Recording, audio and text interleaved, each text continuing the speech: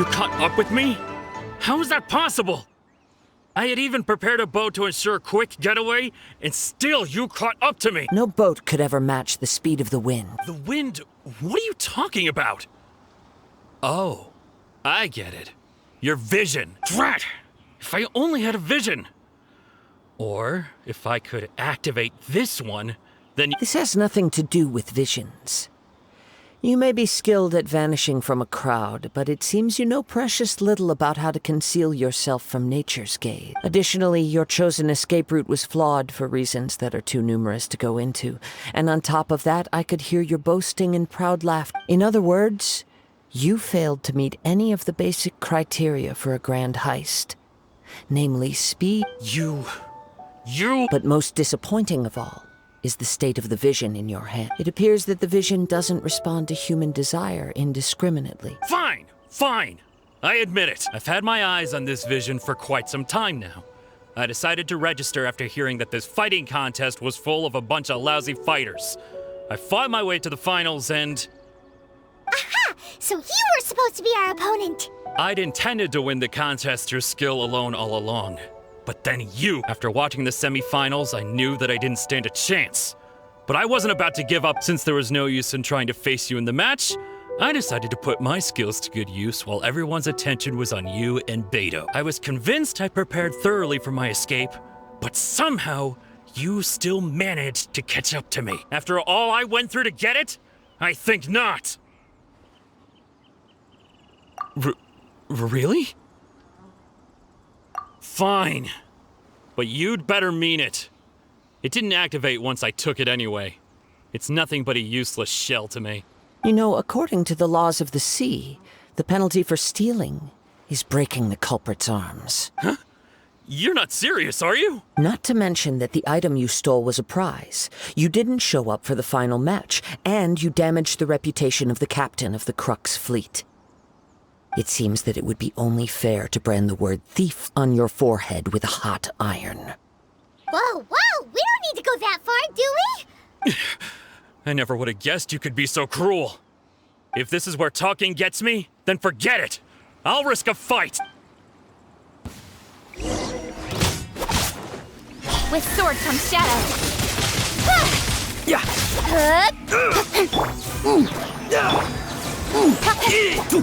Here's something special.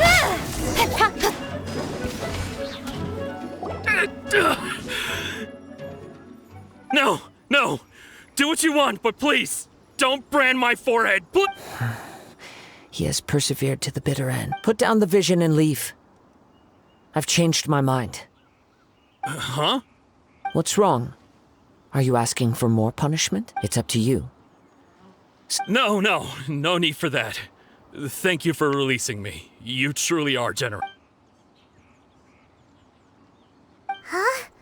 Paimon doesn't get it. Were you just trying to scare him? I take no pleasure in frightening others. I was just testing all possibilities while the vision remained in his hands. When people are forced into a corner, that is when their greatest strength will appear. I thought it may, but unfortunately, nothing happened. Yes. I wanted to know whether it were possible for an extinguished vision to be reawakened. From the moment he stole the vision, I decided to use him for this experiment. I've tried many other methods in the past, though few tales tell of a masterless vision reawakening. After seeing you command multiple elements, I figured that nothing is impossible. Come, why don't you give it a try? Let's... The vision didn't seem to respond at all. I see. So you are also unable to rekindle the vision. No matter. This was expected. I suppose this vision is still mine to take for now. Yeah, what's the story behind this vision anyway? The story begins with an old friend. He was once a good friend of mine. One day he asked me about a sword art of which he had heard, the Musono Hitotachi. I told him it can only be witnessed when divine punishment is administered. It is the pinnacle of the Raiden Shogun's skill, a symbol of ultimate power. But he replied, there must be one who can withstand it. There will always be those who dare to brave the lightning's glow. Then, the Vision Hunt decree arrived. People's aspirations were stripped away as the Raiden Shogun began to construct her ideal of eternity. While I was fleeing from place to place, I heard that my friend had challenged the Vision Hunters to a duel before the throne. A solemn yet brutal challenge. The defeated face divine punishment, while the victors gain a second chance. Perhaps he thought he of all people should make a stand. Coming face to face with the Musono Hitotachi was all that he truly desired, after all. When I arrived at Tenshukaku, the duel was over. I heard his sentence of divine punishment, his severed blade hitting the ground. Perhaps that was the glory he had yearned to witness. In his last moments, what expression was on his face? Before I knew it, I had stepped forward and snatched the dying vision and was running from the scene. All I knew was that I mustn't let his hope, which burned so brightly, become buried among the ice-cold statue of a god. Perhaps one day, I may come to find that all I have done is meaningless. But as a wandering samurai, I find meaning in traveling and the sprawling beauty of nature that lies along the way, while still retaining the warrior way in my heart. Kazuha!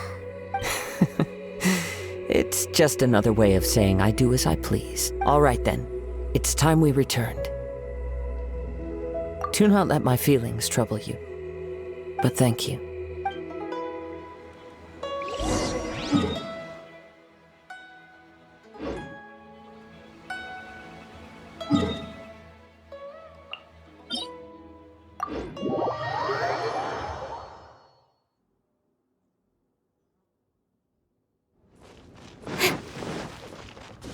Incoming!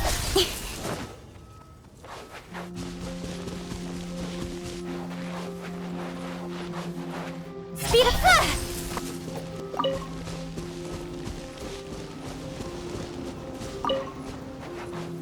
Incoming! Hey!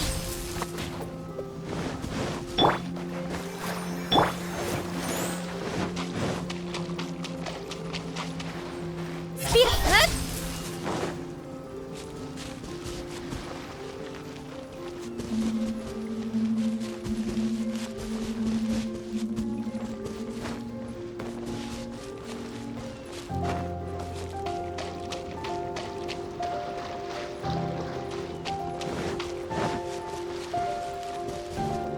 Don't blink! Huh? Did Beta leave already? Maybe she went back to her ship. If you're looking for the captain, she was summoned by Lady Ningguang. It seems that the Crux clash got out of hand this time and has attracted her attention. Captain Beidou was muttering something about Ningguang being a stick in the mud as she headed off to Liyue Harbor. It's not unusual for those two to be at odds with one another. But still, Captain Beidou was disappointed she didn't get to witness the crowning of the new champion. She had been looking forward to it for quite some time. The one who stole the vision was originally to be this hero's opponent in the final round. He knew he stood no chance of winning the match, thus the wicked idea of stealing the prize took hold in his mind. In which case, the Crux clash comes to a clear-cut conclusion. Huh? So that's what happened? If that's the case, then the rules stipulate that he is disqualified. And our hero here is the champion. Paimon thought we'd win and all, but not like this. It doesn't matter.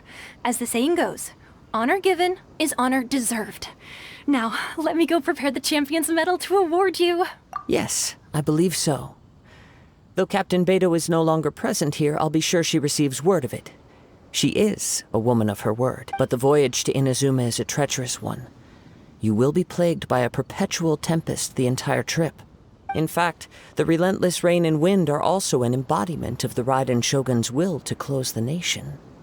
Hold on a second. You're saying she can change the weather just with the power of her mind? Let us not forget that this is one of the 7 Archons.